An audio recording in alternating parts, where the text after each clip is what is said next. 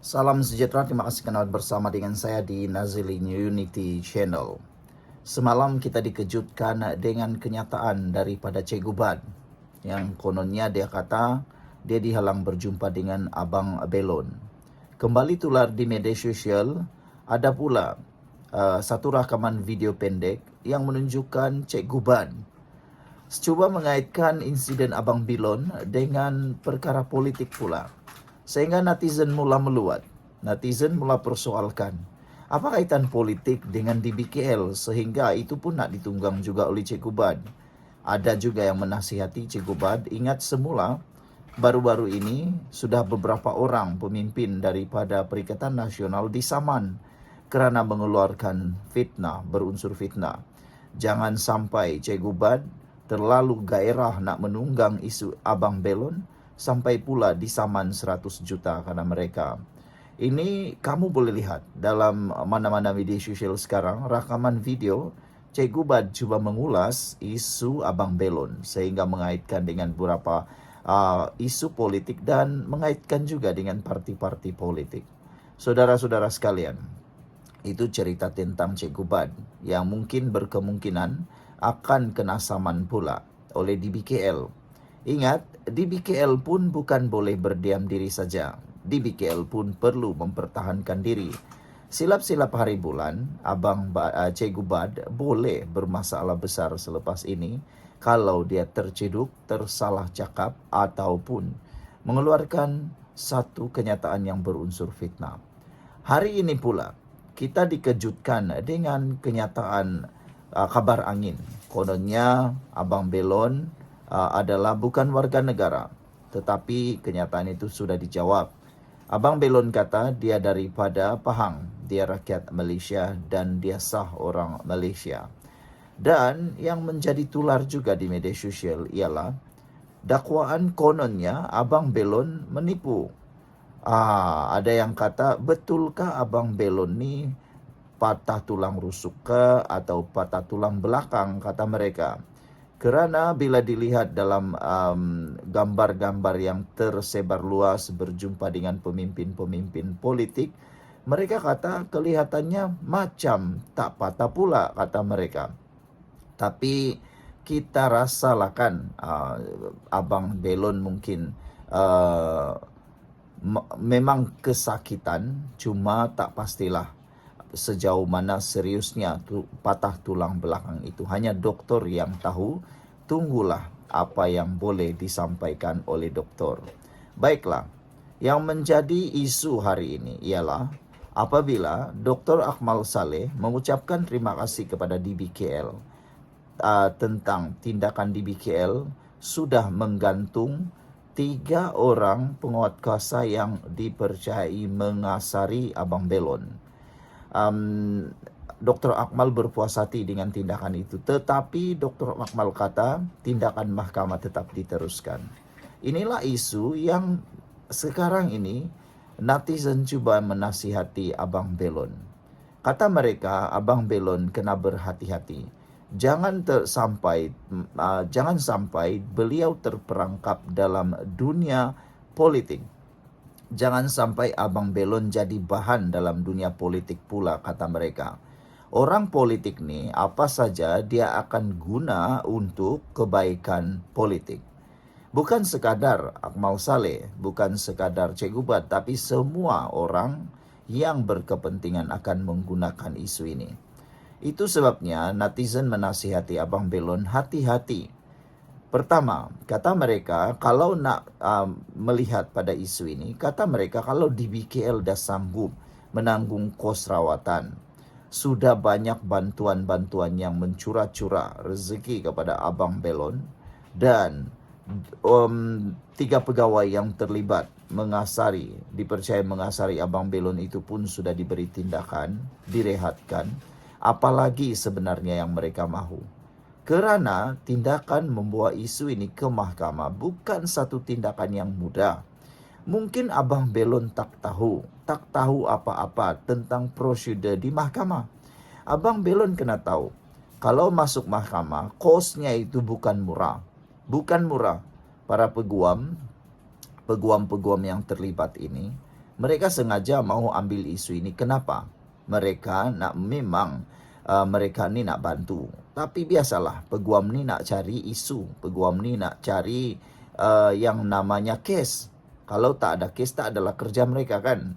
Jadi Abang Belon perlu faham, masuk mahkamah tu bukan mudah. Dia perlu kos. Walaupun mungkin diberi percuma oleh pasukan peguam-peguam yang datang nak jadi hero bantu ni.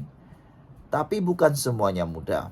Abang Belon kena tahu dia perlu turun naik mahkamah. Turun naik mahkamah tu bukannya percuma, perlu kos.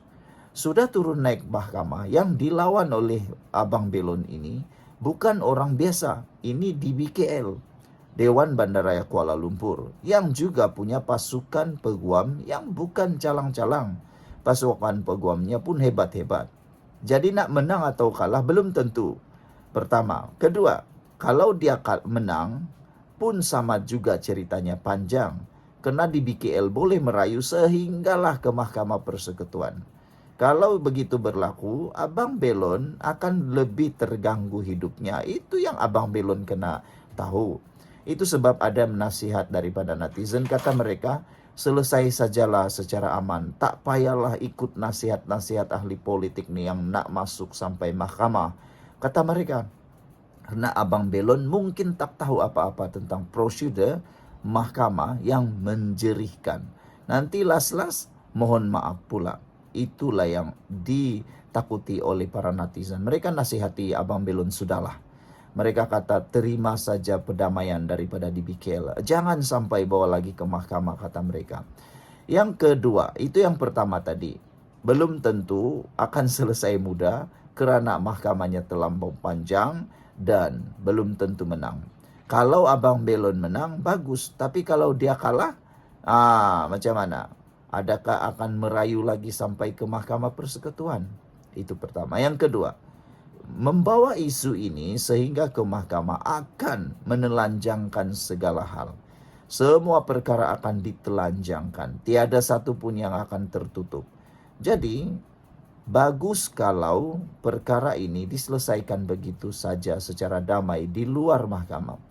Kerana dalam mahkamah nanti, betullah peguam yang mengatakan semuanya akan terlonde, semuanya akan terkantoi. Yang terkantoi itu pula kita tak tahu.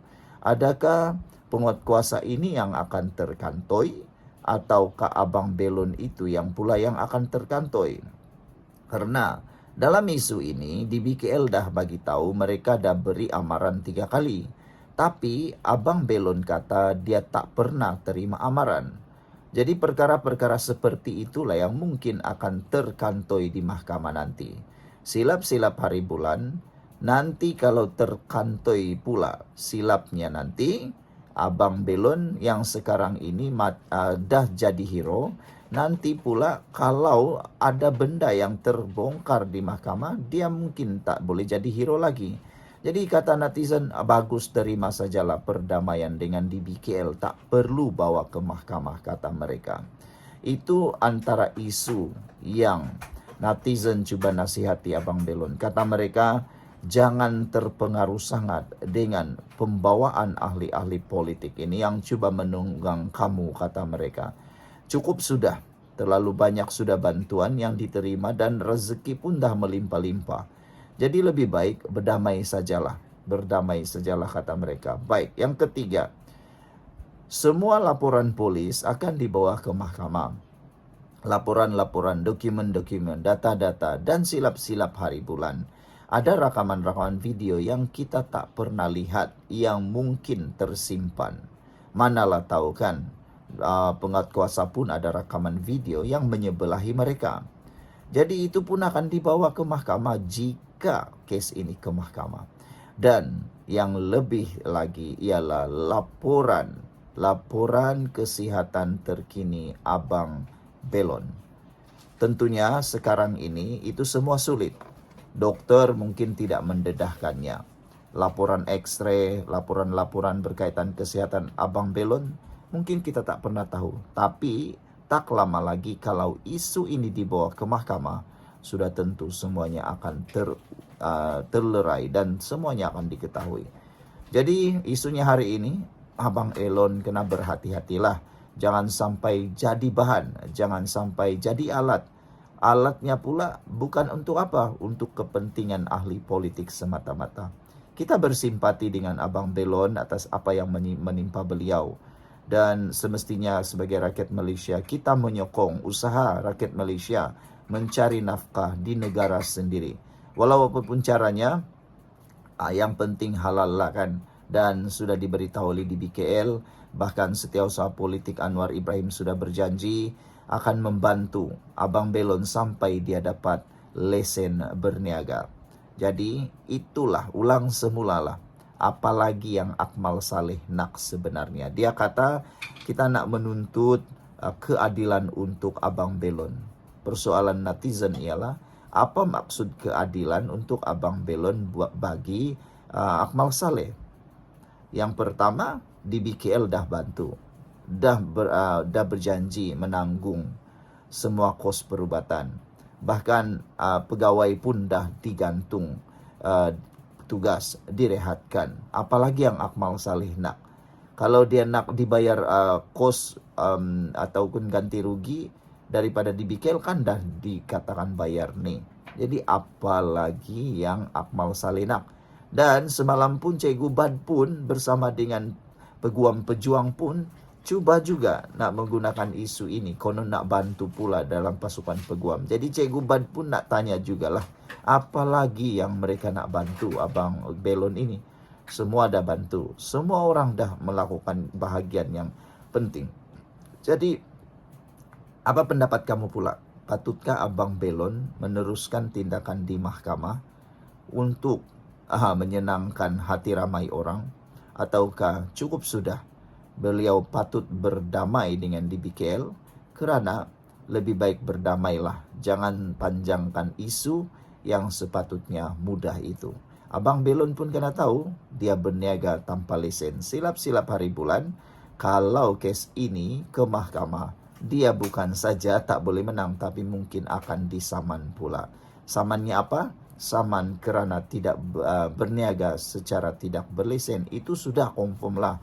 Dia sudah melanggar peraturan yang itu. Tetapi oleh kerana budi bicara dan simpati manusia, kita simpatilah dengan tindakan dikasari. Tapi okeylah. Jadi apa pendapat kamu semua? Patutkah ke mahkamah atau berdamai saja? Kita jumpa lagi. Bye-bye.